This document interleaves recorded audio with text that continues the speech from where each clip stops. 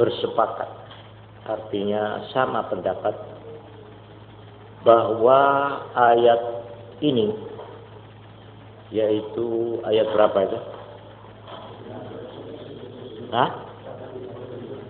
177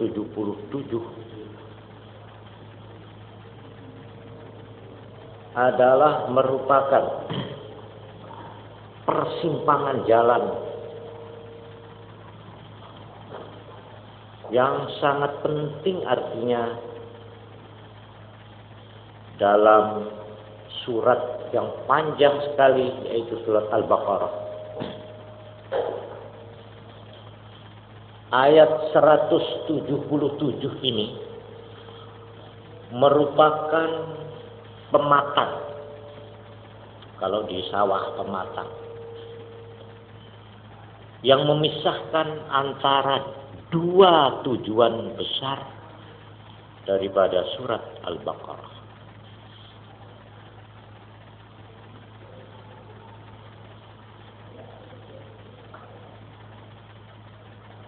Surat Al-Baqarah yang panjang ini boleh kita bagi menjadi dua babak atau menjadi dua arena atau dua medan. Medan pertama yaitu ayat-ayat sebelum ayat ini. Lalu arena yang kedua dimulai dari ayat ini. Apa dua tujuan atau dua sasaran pokok daripada surat Al-Baqarah yang sangat panjang ini? Pertama, sasaran pertama, oleh karena Nabi dengan hijrah ke Madinah,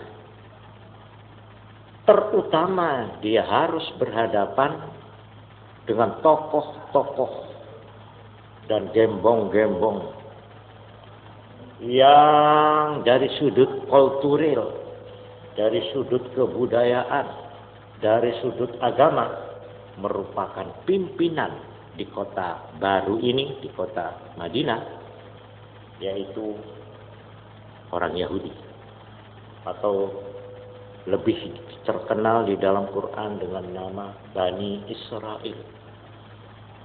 Maka oleh sebab itu, langkah pertama, garapan pertama adalah menunjukkan sasaran dakwah Islam kepada golongan ini. Nah, inilah tujuan pertama. Jadi tujuan pertama adalah menunjukkan dakwah, anjuran dan seruan Islam kepada golongan yang merupakan pimpinan di kota Madinah. Ini sasaran atau tujuan pertama. Lalu sasaran atau tujuan yang kedua yaitu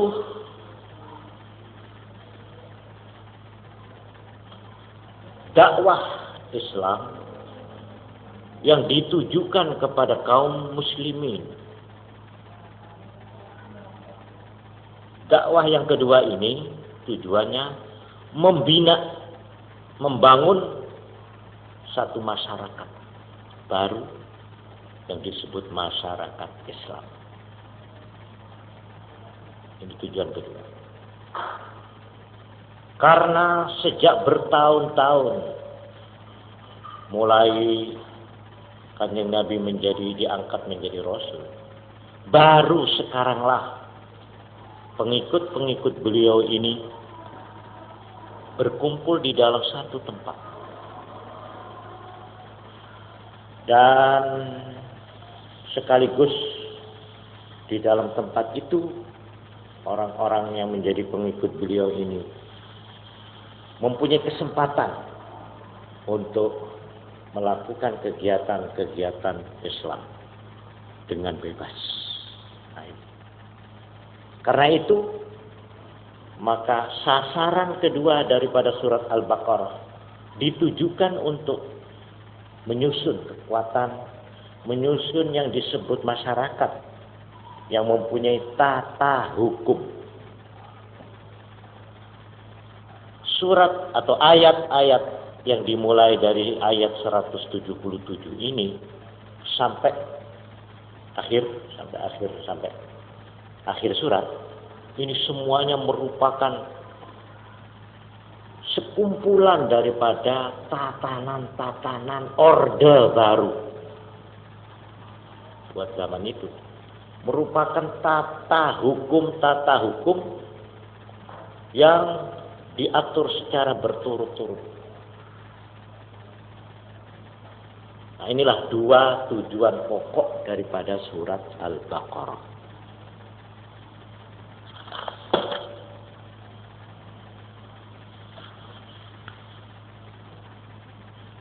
Untuk supaya jelas, saya sengaja akan mengaji ini saja.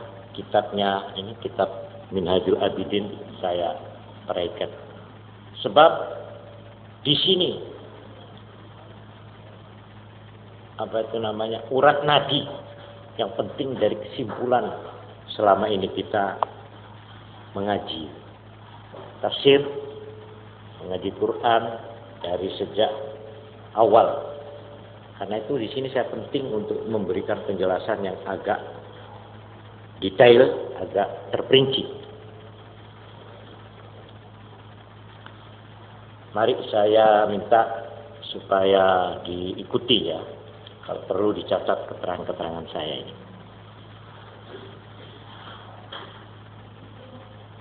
Permulaan ya, anjuran yang ditujukan kepada Bani Israel.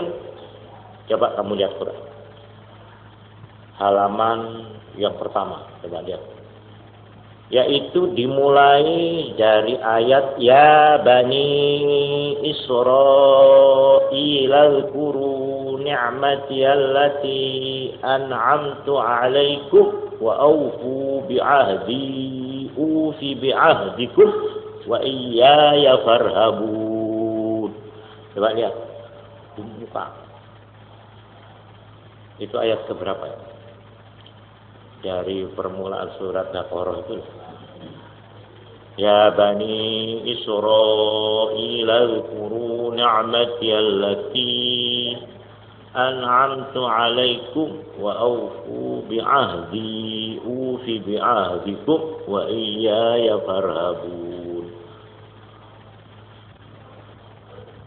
Wa aminu bima anzaltu musaddiqan lima ma'akum wa la takunu awwala kafirin bih wa la tashtaru bi ayati thamanan qalilan wa iyaya fattaqun wa la talbisul haqqa bil batili wa taktumul haqqa wa antum ta'lamun wa aqimus salata wa atuz zakata warka'u ma'ar raki'in. Azraq.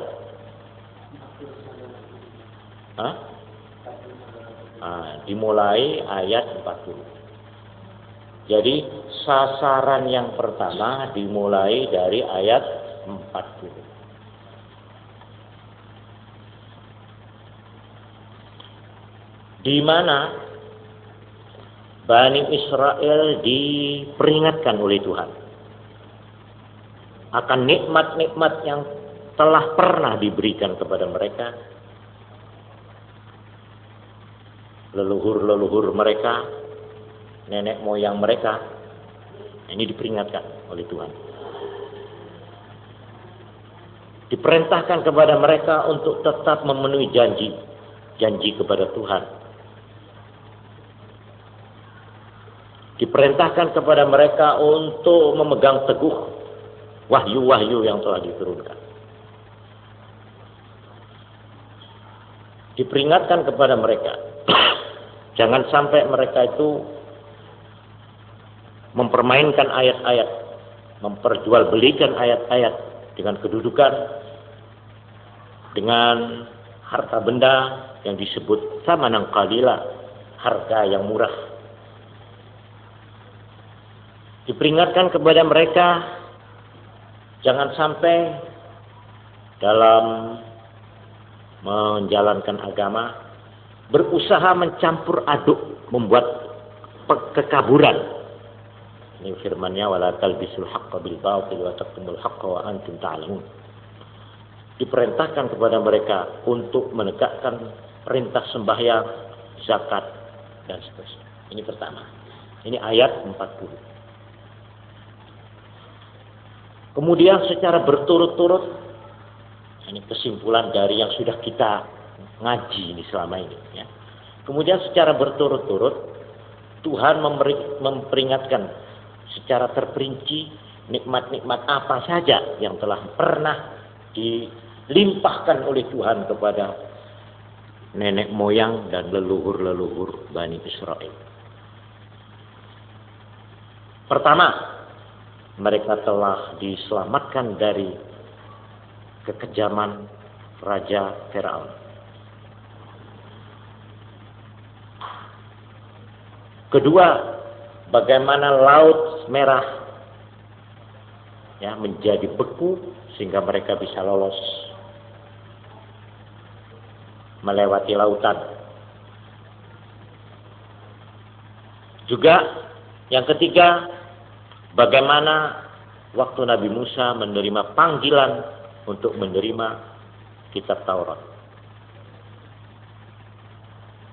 Bagaimana mereka selama ditinggal oleh Nabi Musa untuk menerima Taurat, di belakang mereka telah melakukan penyelewengan, yaitu menyembah anak sapi.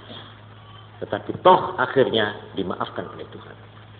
Ini nikmat-nikmat ini dihitung secara berturut-turut oleh ayat-ayat surat Al-Baqarah. Kemudian setelah berhasil mereka melintasi Laut Merah, sampai di padang yang tidak bertepi, yaitu di Tur Sina, mereka dilindungi oleh Tuhan dengan mendung, mega, dan diberi makanan langsung dari langit. Dan pada saat mereka itu kehabisan air, Nabi Musa meminta air, dituruti oleh Tuhan dengan menurunkan hujan yang lebat. Bukan saja, tetapi juga macam-macam panganan yang mestinya tidak ada di tempat itu. Begitulah dituturkan ya, secara satu demi satu.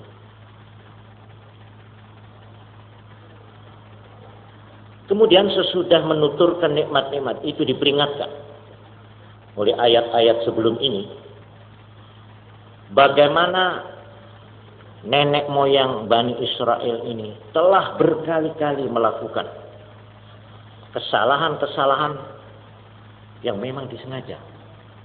Oleh karena inat dan mukabarah, karena cengkal kata orang Madura, kenambeng, dan karena merasa congkak, merasa dialah yang paling berhak terhadap agama itu. Juga yang mereka lakukan terutama macam-macam ini keterangan yang mengkaburkan ayat-ayat Taurat, terutama yang mengenai akan kedatangan Nabi yang terakhir, yaitu Nabi Muhammad SAW. Sehingga mereka itu tidak segan-segan menyembunyikan beberapa ayat-ayat tertentu yang menyebut dengan jelas sifat-sifat Nabi yang akan lahir itu. Ini sengaja ditutup, disembunyikan, tidak diperlihatkan. Ini juga diperingatkan bagaimana mereka itu terang-terangan melanggar, tidak mau tunduk kepada perintah Tuhan, yaitu pada waktu mereka dilarang pada hari Sabtu tidak boleh mencari ikan. Pada hari Sabtu dinyatakan hari larangan, tapi toh mereka langgar. Dan dituturkan karena pelanggaran ini, maka Tuhan menurunkan azabnya. Coba saya teruskan ini. Kemudian oleh ayat-ayat Baqarah sebelum ayat ini dijelaskan bagaimana sikap mereka itu, Bani Israel, nenek moyangnya dulu, terhadap Nabi Musa di dalam soal nyembelih sapi betina. Ini yang sehingga disebut surat Baqarah, surat sapi betina. Yaitu di dalam peristiwa ada pembunuhan, ya. Pembunuhnya tidak ketahuan. Akhirnya Tuhan memberikan wahyu, carilah seekor sapi betina, nanti buntutnya itu suruh ambil, suruh pukulkan kepada si mayit yang terbunuh ini. Akhirnya setelah dipukul, hidup. Setelah hidup dia menyebut yang membunuh saya si A. Langsung. Ini suatu mukjizat namanya.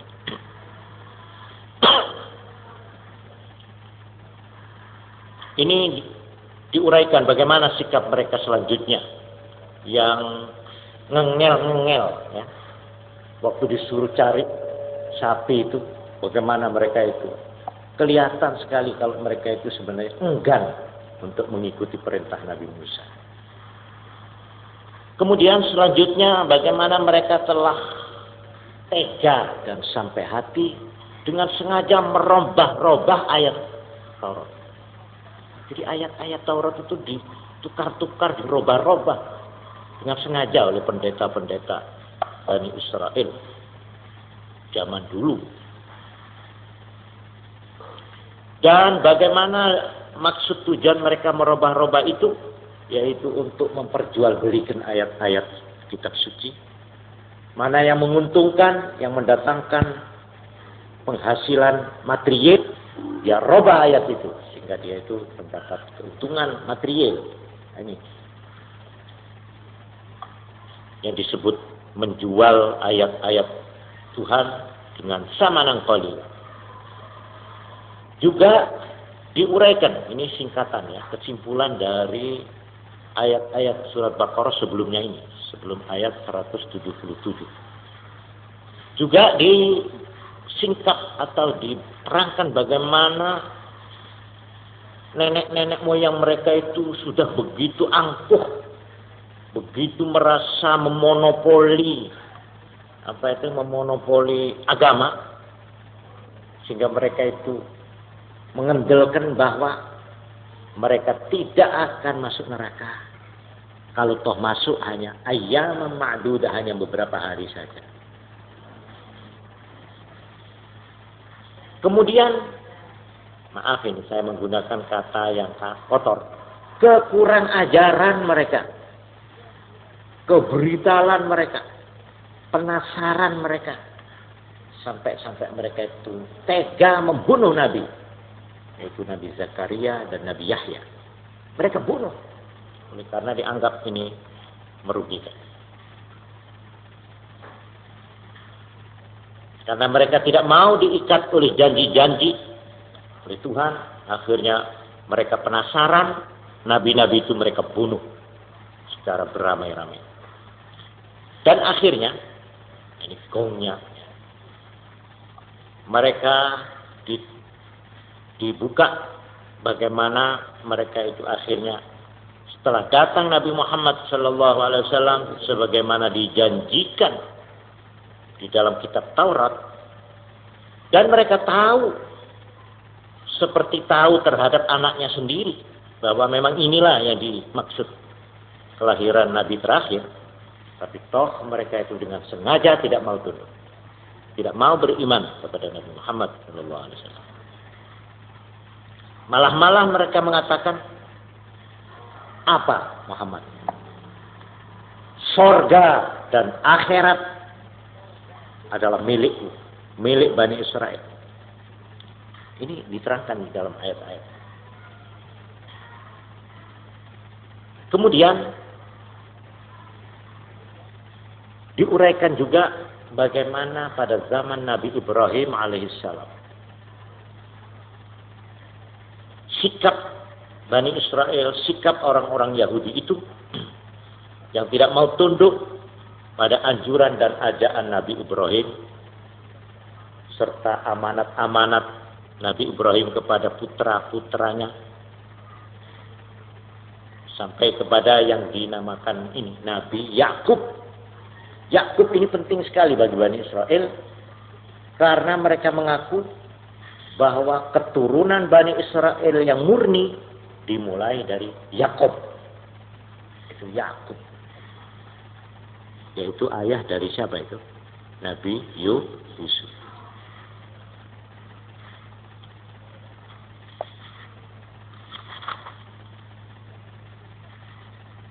Sesudah menuturkan bagaimana sikap mereka terhadap Nabi Ibrahim dan anak-anak keturunan Ibrahim, Nabi Yakub, di mana ada pesan yang di dalam ayat dikatakan amanat-amanat Ibrahim kepada putra-putranya juga amanat Nabi Yakub sesudah Nabi Ibrahim, yaitu firman Allah, ya baniya innallaha astafa lakumuddin fala tamutunna illa wa antum muslimun. Hei anak-anak keturunanku, sesungguhnya Allah telah memilih bagi engkau suatu agama. Ini agama dari sejak Nabi Ibrahim. Maka janganlah kamu mati illa wa antum muslimun, kecuali kamu berpegangan teguh kepada agama Nabi Ibrahim. Dah. Kemudian ini ujungnya sekarang. Sebelum ayat ini. Kemudian datanglah ayat yang menerangkan Bani Israel atau orang Yahudi di zaman Nabi. Ini ujungnya ayat surat Baqarah sebelum ini, yaitu masalah kiblat. Nah, itu masalah kiblat. Masalah kiblat di mana itu kalau saya tidak salah dimulai sayaqulus sufaha'u minan nasi ma wallahum an qiblatihim allati kanu 'alaiha qul lillahil masyriq wal maghrib yahdi man yasha'u ila siratim mustaqim. Sebagaimana sudah kita pelajari dalam pengajian yang lalu, ya. Mula-mula Kanjeng Nabi itu sembahyang menghadap ke mana? Baitul Maqdis, yaitu kiblatnya orang Yahudi. Ya. Kemudian sesudah itu datang perintah suruh menghadap ke Ka'bah, ke Mekah. Loh, masalah perubahan kiblat ini mereka kobarkan, mereka jadikan sesuatu yang sensasional. Artinya membuat heboh. Sampai orang tuh ribut hanya membicarakan soal perubahan kiblatnya Nabi kita dan umat Islam. Mereka bikin ribut sampai akhirnya hampir umpama sekarang tidak ada rapat, tidak ada surat kabar yang tidak membicarakan. Sehingga akhirnya mereka itu lupa kepada masalah pokok. Nah ini yang sekarang ini dilayani oleh Al-Quran surat Al-Baqarah yang terakhir sebelum ayat. Mereka itu mengobarkan soal masalah perubahan kiblat ini seolah-olah soal kiblat itu adalah merupakan jantung, merupakan prinsip, merupakan intisari yang namanya agama. Nah, disinilah datang ayat yang kita kaji sekarang ini menjelaskan. Kamu jangan mudah terbelok. Hei umat Islam. Hei orang Kristen. Hei orang Yahudi. Kamu jangan bicara soal kulit. Kamu jangan bicara soal tetek bengek. Soal kiblat itu bukan soal yang prinsip. Sebab kiblat itu artinya menghadap. Itu hanya suatu simbol, suatu lambang untuk menyatukan hati kepada Tuhan. Jadi oleh karena itu disinilah ayat ini kemudian menuturkan bahwa intisari daripada yang dinamakan agama itu bukan masalah kiblat itu, tapi di sini lalu diterangkan di dalam ayat 177. Itu laisal birra an tuwallu wujuhakum qibalal masyriq wal maghrib. Seterusnya. Mari sekarang saya artikan ini satu demi satu, kalimat demi kalimat. Laisal birra, bukanlah yang dinamakan al-birra kebajikan yang merupakan inti agama, antuwallu wujuhakum, untuk menghadapkan wajahmu fi sholati, di dalam waktu sembahyang, qibalal masyriq wal maghrib, ke arah timur dan barat. Itu bukan soal pokok. Walakinnal birra, tetapi yang dinamakan intisari kebajikan agama, ialah man amana, orang yang beriman billahi, kepada Allah, wal yaumil akhiri, dan hari terakhir, hari kiamat, wal malaikati, dan para malaikat, wal kitabi, dan semua kitab-kitab, ayil kutubi, semua kitab-kitab suci, wan nabiyina, dan nabi-nabi, semua nabi-nabi yang jumlahnya 124.000, tetapi yang disebut di dalam Quran hanya 25 orang yang disebut namanya. Tapi jumlahnya seluruhnya 124.000. Ini satu yang dinamakan pokok intisari kebajikan al-birru di dalam agama. Semua agama, bukan hanya agama kita ini, agama Islam, semua agama. Iman. Lalu yang kedua, wa atal mala ala hubbi, orang yang mau menyerahkan harta bendanya ala hubbihi, padahal dia masih senang kepada hartanya itu, masih eman.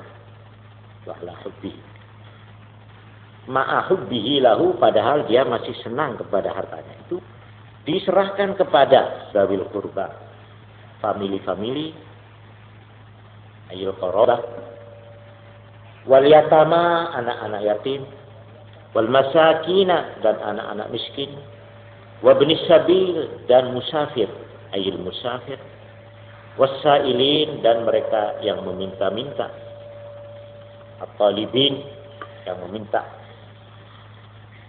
wa fir riqabi, dan aywa fi fakir riqab, untuk membebaskan hamba sahaya, al-mukatabina, orang yang akan menebus dirinya, hamba sahaya yang akan menebus dirinya, wal asra, dan para tawanan-tawanan yang membutuhkan uang, tapi karena tidak cukup, mereka dibantu. Ini dua. Ini inti agama. Nomor 3, waqamas shalah, yang mau menegakkan sembahyang, hubungan tetap antara dirinya dengan Tuhan. Berapa itu? 3 ya. 4, wa ataz zakah, dan mau menyerahkan zakat. 5, wal mufuna bi ahdihim, mereka yang memenuhi janjinya. Iza ahadu, apabila mengadakan perjanjian Allah kepada Allah, awin nasa, atau manusia. Jadi perjanjian dalam arti luas. Di dalam tafsir Jalalain dikatakan zakat ayil mafruḍah, yang telah diwajibkan. Wa ma qablahu, sedang yang sebelum ini fit tatawwu, di dalam arti sukarela. Wa atal mala, menyerahkan uang, nah itu sukarela. Tapi kalau ini wa ataz zakata, wajib. Jadi ada 2 pengeluaran sukarela atas kesadaran beri kemanusiaan. Lalu ada lagi pengeluaran yang disebut zakat yang wajib. Kemudian selanjutnya wassabirin, orang yang tabah. Fil ba'sa'i wad-dharra'i wa khiyas. Tabah dalam 3 keadaan. Ini sengaja disebut 3 ini karena dalam keadaan 3 ini diperlukan ketabahan yang tinggi sekali, yaitu fil ba'sa'i, di dalam syiddatil faqri, sangatnya kemelaratan. Dalam arti material, tidak punya uang, melarat, tapi tabah. Ini 1. 2, keadaan wad-dharra'i, dalam keadaan sakit parah. Orang kalau sudah tertimpa sakit, ini betul-betul membutuhkan ketabahan hati. Dan yang ketiga, keadaan wahinal ba's, pada saat berperang, campuh. Jadi pada waktu menghadapi waktu syiddatil qital, waktu hebat-hebatnya peperangan fisabilillah di dalam membela agama Allah. Inilah intisari daripada agama itu. Bukan masalah menghadap kiblat, itu kan soal menghadap saja. Bisa saja dirubah-rubah itu oleh Tuhan tentunya, ya. Itu seperti yang terjadi di zaman Nabi, dirubah kiblat itu. Itu bukan soal prinsip.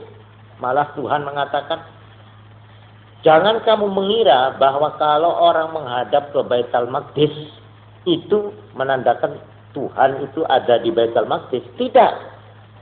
Kemudian dipindah oleh Tuhan, dirubah menghadap ke Ka'bah. Itu tidak berarti bahwa Tuhan berada di Ka'bah. Tidak.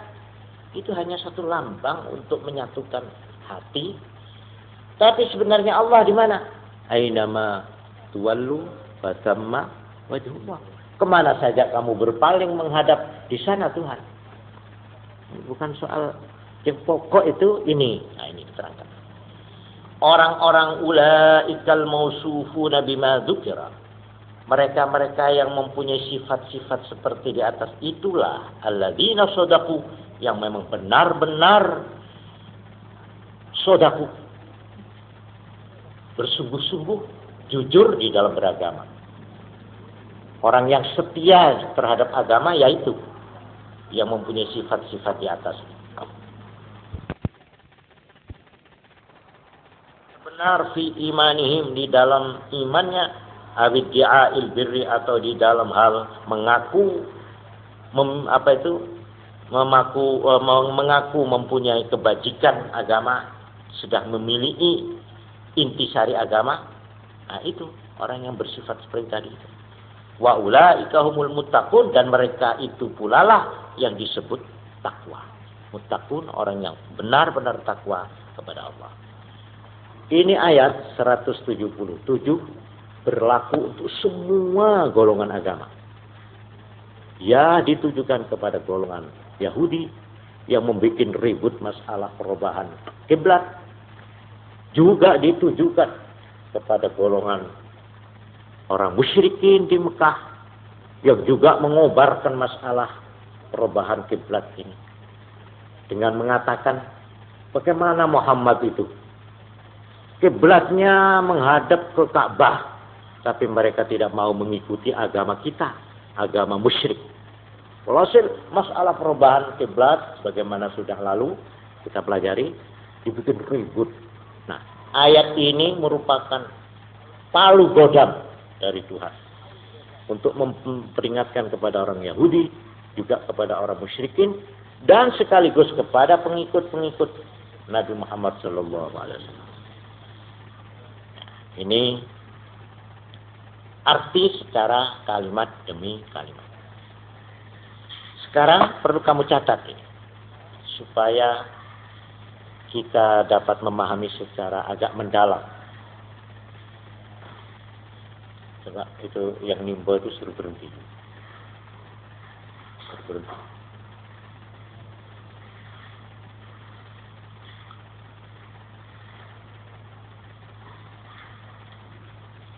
satu kata yang digunakan di dalam ayat ini yang perlu dikupas, yaitu kata-kata albirru.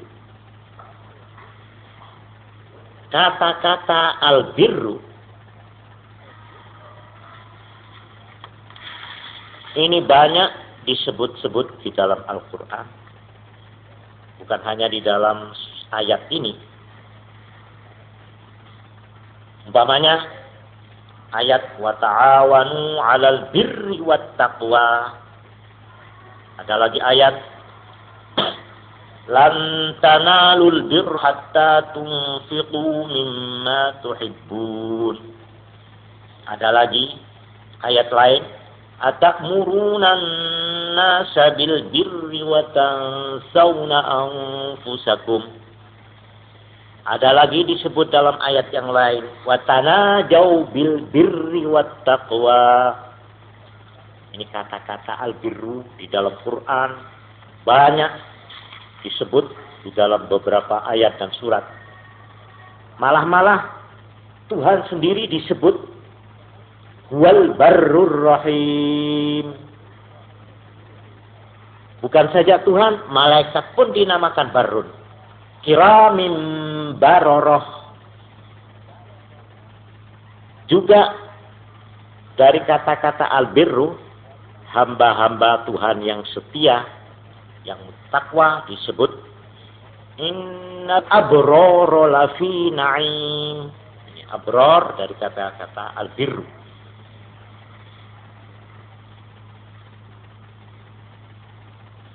Oleh karena itu, dengan singkat, albirru ini ada dua tempatnya. Satu, albirru untuk hamba, untuk makhluk. Lalu yang kedua, albirru untuk Tuhan.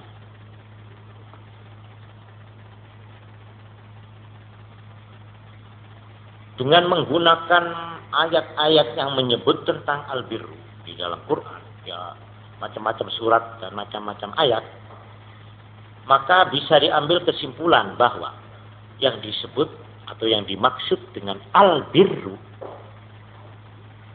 yaitu untuk hamba, adalah merupakan himpunan. Sekali lagi saya ulangi, sekumpulan, himpunan dari yang namanya kebajikan-kebajikan yang meliputi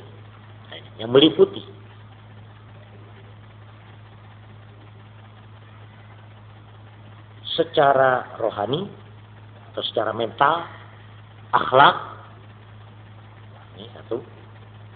Juga meliputi yang namanya karya-karya atau perbuatan-perbuatan, amal-amal, ya, kebaktian, amal-amal kebaktian.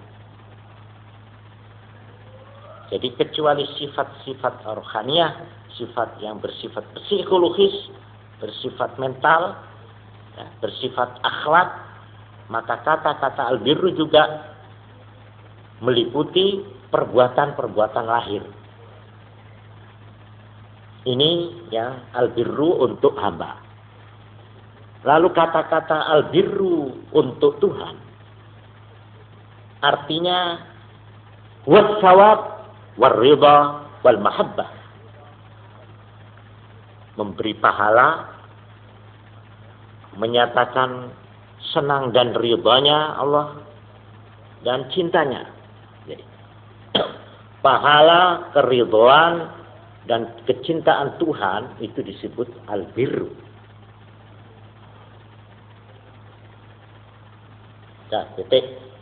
Sekarang secara singkat dari ayat 177 ini, ya, maka kita bisa membagi menjadi 3 kelompok albirru.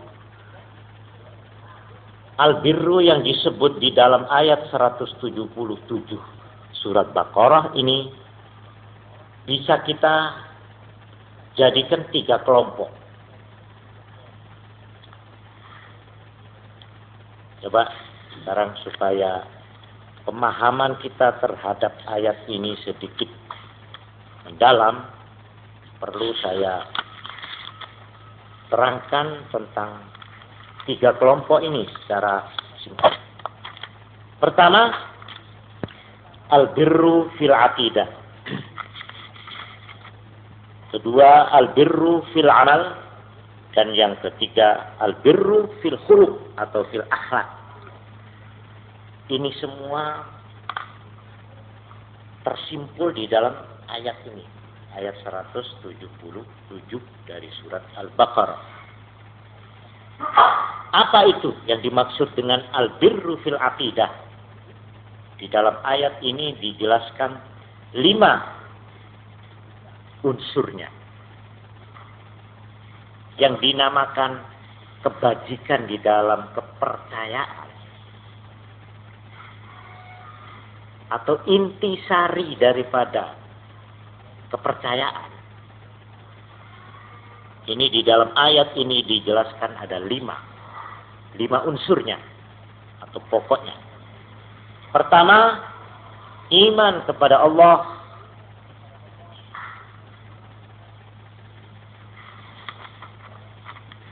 di dalam 2 segi. Percaya kepada Allah dengan sifat rububiyahnya. Dan yang kedua, percaya iman kepada Allah dengan sifat uluhiyahnya. Artinya rububiyah, Tuhan sajalah yang menciptakan segala-galanya, yang memberikan pertolongan, yang memberikan an-nafi'ud dar, yang memberi keuntungan, memberikan kecelakaan, yang mengangkat orang, yang menjatuhkan, yang membuat mulia, membuat hina, yang menggenggam, yang melepas, yang berkuasa. Ini semua rububiyah. Kemudian uluhiyah dalam arti kita memulangkan segala-galanya kepada Tuhan. Minta kepada Tuhan, menyembah kepada Tuhan.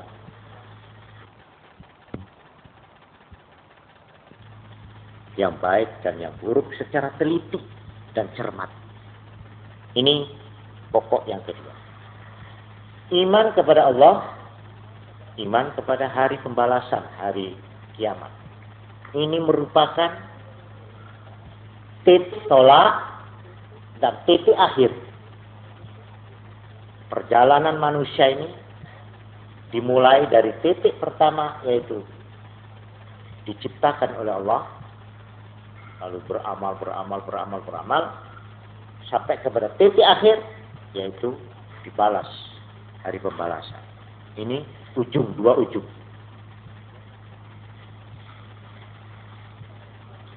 Antara 2 ujung ini ada perantara. Jadi ujung pertama iman kepada Allah, ujung terakhir iman kepada hari pembalasan, hari kiamat. Lalu antara 2 ujung ini ada perantara, yaitu Allah. Di bawahnya Allah ada makhluk yang karena sifat-sifat makhluk ini dia bisa berhubungan langsung dengan Tuhan. Ini yang Tuhan ada. Langsung secara bebas dengan Tuhan, dengan Allah. Lalu di ujung yang sebelah bawah, di mana ini Tuhan, di sini manusia. Ini ada lagi makhluk. Yang makhluk ini karena sifat-sifatnya ya, manusia biasa. Dia itu langsung berhubungan dengan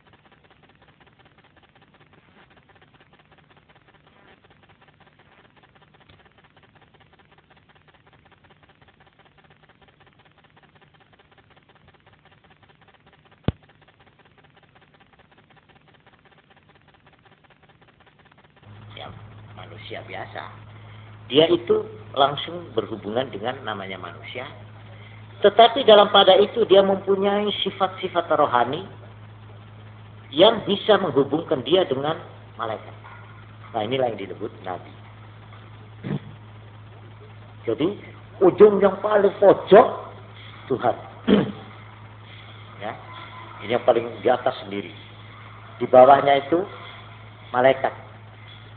Ini yang langsung berhubungan secara bebas dengan Tuhan.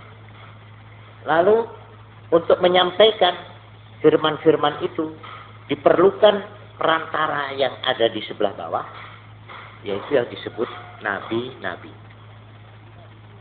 Nabi-nabi ini karena sifat manusia, ya langsung dengan manusia, tetapi karena sifat-sifat ketinggian rohaniahnya, dia itu bisa berhubungan langsung dengan malaikat. Lalu apa yang dibawa oleh malaikat? Yang diserahkan oleh Allah kepada malaikat, lalu malaikat kepada nabi, lalu nabi kepada manusia, inilah yang dinamakan Alkitab atau wahyu. Ini 5 unsur daripada al-birru fil aqidah. Nah, ini secara singkat, saya tidak usah panjang lebar. Jadi kalau saya boleh gambarkan secara singkat, ya, al-birru yang dinamakan intisari kebajikan di dalam kepercayaan agama itu mempunyai 2 ujung. Ujung di mana ujung tolak atau start, yaitu iman kepada Allah. Lalu berakhir titik akhir, yaitu hari kiamat, hari pembalasan. Di tengah-tengah ini, ya, di tengah-tengah antara 2 ujung ini, ya, ada yang namanya perantara yang menghubungkan antara 2 ujung itu. Nah, perantara ini terdiri dari 3, yaitu malaikat, terus apa? Nabi, terus kitab. Dengan demikian komplit. Nah, ini 5 unsur daripada yang dinamakan al-birru fil aqidah. 1. Yang kedua, kelompok yang kedua, al-birru fil amal. Nah, ini saya minta kesabaran untuk mengikuti ini supaya lengkap pengertiannya. Secara singkat saja. Al-birru fil amal, intisari yang dinamakan perbuatan bajik atau perbuatan baik di dalam agama itu intinya disebut al-birru fil amal. Ini boleh disingkat kembali kepada 2 pokok. Yaitu pokok yang pertama, pengorbanan diri. Dan kedua, pengorbanan harta. Jadi yang pertama, pengorbanan diri ini nyawa kalau perlu. Pengorbanan diri, dan yang kedua harta.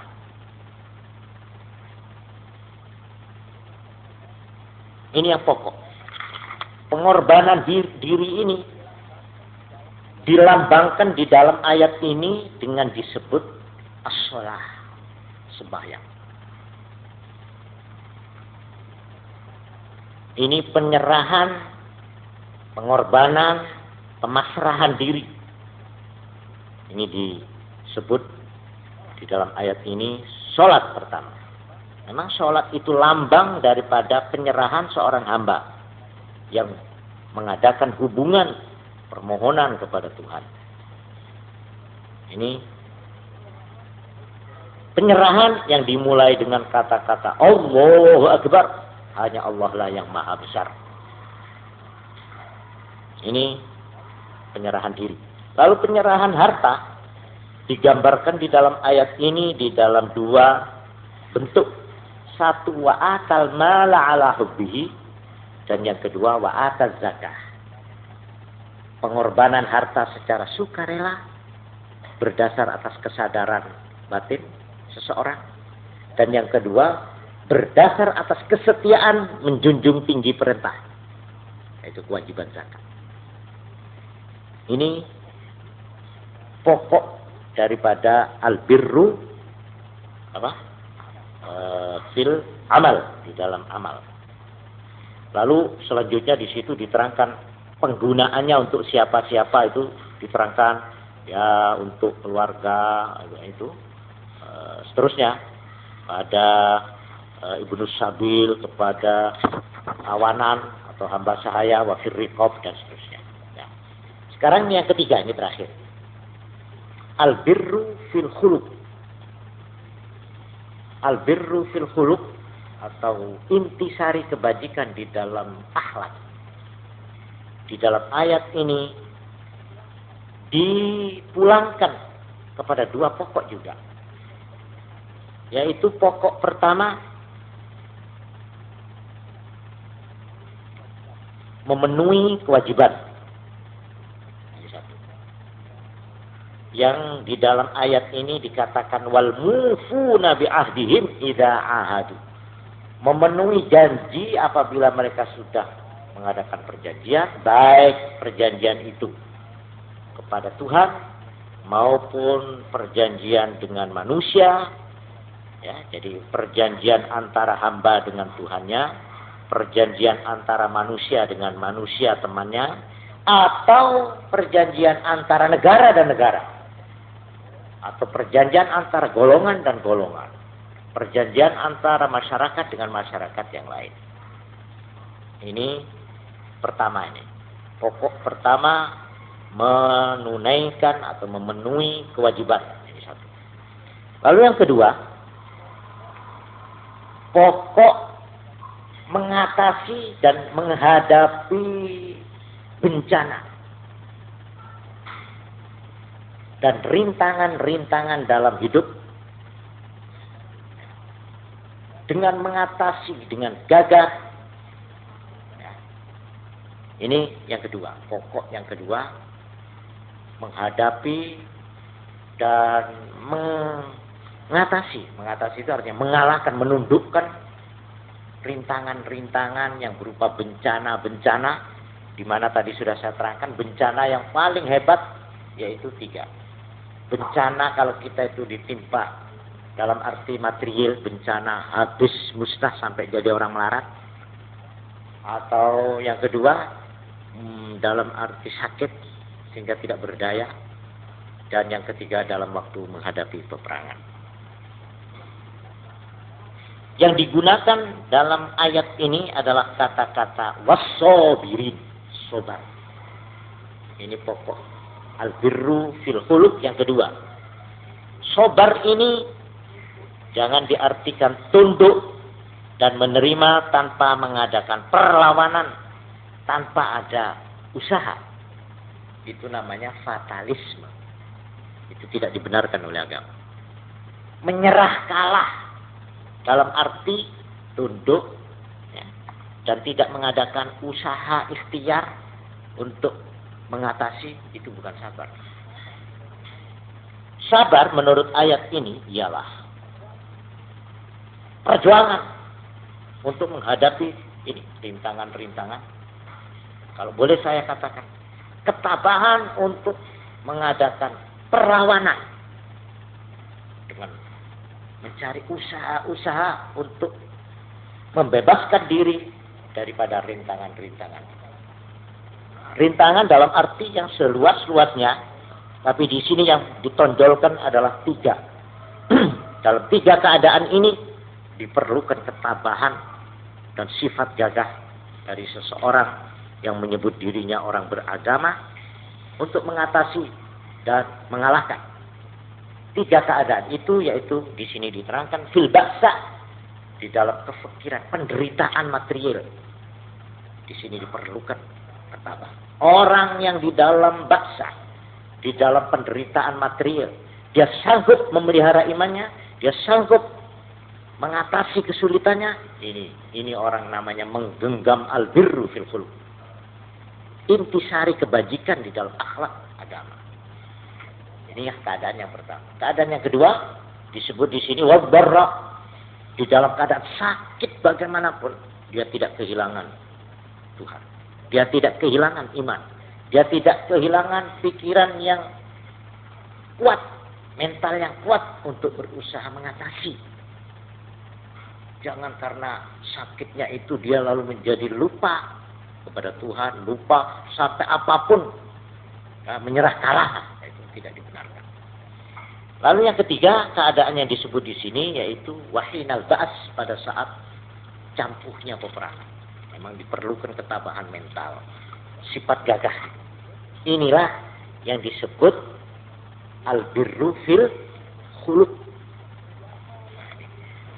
Siapa yang memiliki tiga kelompok ini dan mengamalkan dengan tekun dan setia, yaitu al-birru fil aqidah, kedua al-birru fil amal, dan ketiga al-birru fil khuluq, ulaika alladziina shadaqu. Mereka lah orang yang betul-betul beragama, yaitu orang yang beragama, yang sodaku, yang jujur dan sungguh-sungguh.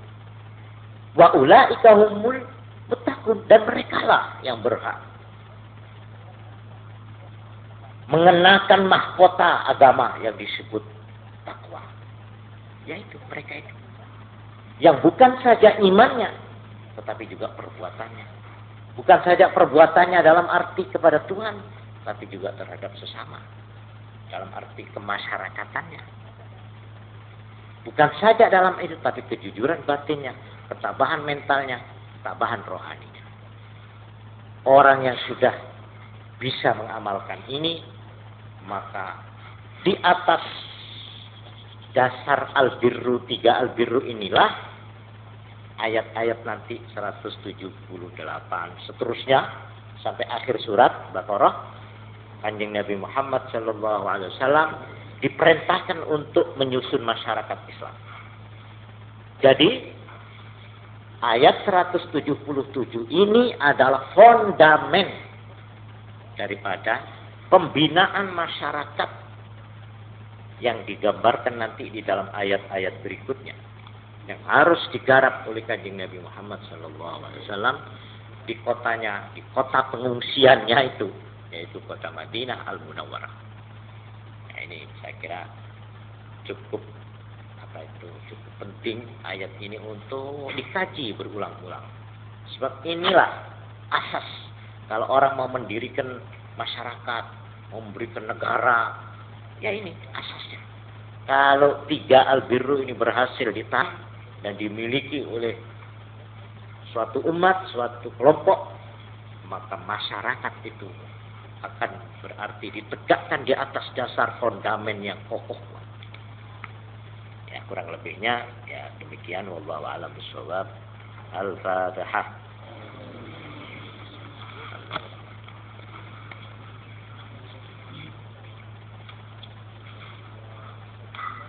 Allahumma shalli ala Muhammad. Syadda